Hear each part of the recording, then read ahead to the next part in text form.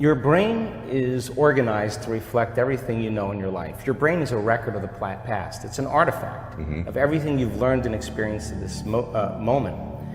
Feelings and emotions are the end product of past experiences, and we can remember experiences better because we remember how they feel.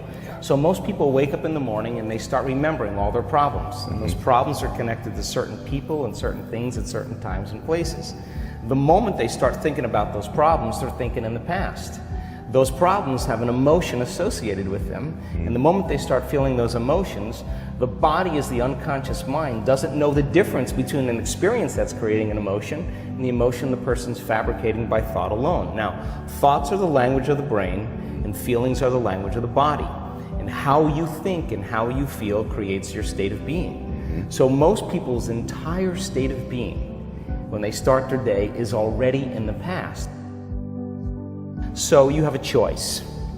The choice is, you're either defined by a vision of the future, or you're defined by the memories of the past. And when you decide to say, okay, I'm going to change, and you decide one thing: I'm not going to eat this food, I'm going to wake up earlier, I'm going to do something aerobic, I'm not going to have sugar after 6 o'clock, whatever it is, the person, whatever choice a person makes.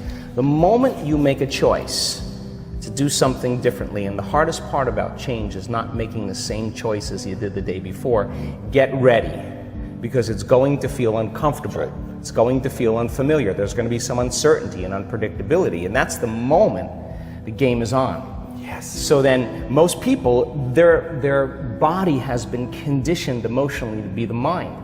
So now the body says, wow, I'd rather hang on to my guilt than take a chance and possibility. I'd rather live in fear than trust in the unknown. So once the person feels uncomfortable, the body goes, whoa, wait a second, we're out of the program here, and body starts influencing the mind. That's right. So it says, start tomorrow, you'll never change, you don't have the money to do this, you're not good enough, your mother told you were this, your father's fault, it's your ex's fault, you know, all of the voices that come up. Now here's the deal, if you respond to those voices, those same thoughts as if they're true, by the way, they're always going on behind the scenes of your awareness, but now they're amplified because you're outside your comfort zone.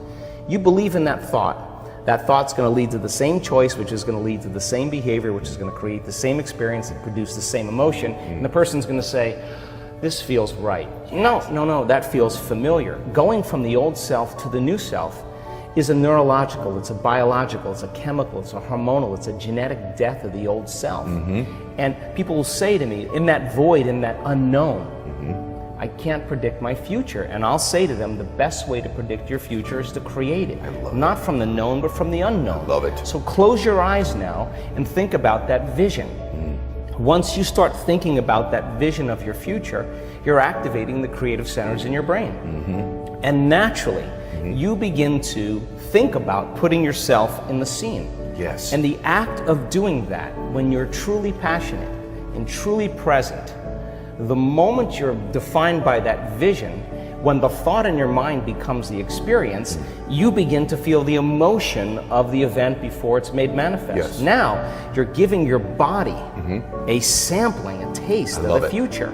And now, if a thought and a feeling create a new state of being, you're combining a clear intention with an elevated emotion, and now you're beginning to change your biology, and you're seeing a whole new landscape that you could never see before, because you're no longer viewing your future through the lens of the past. I love this. Now, this requires then something really specific, because most people will wait for their wealth to feel abundance. They'll wait for their success to feel empowered. They'll wait for their new relationship to feel loved. They'll get all these things when. Yes. So think about that. The absence of getting those things causes people to live in lack their entire life. That's right.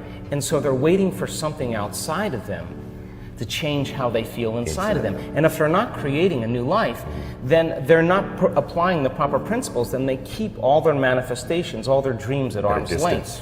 Well, think about this. If you get up feeling gratitude, if you get up feeling empowered, if you get up feeling whole, if you get up feeling unlimited, why would you worry about whether it was going to come or not? You would feel like it already happened.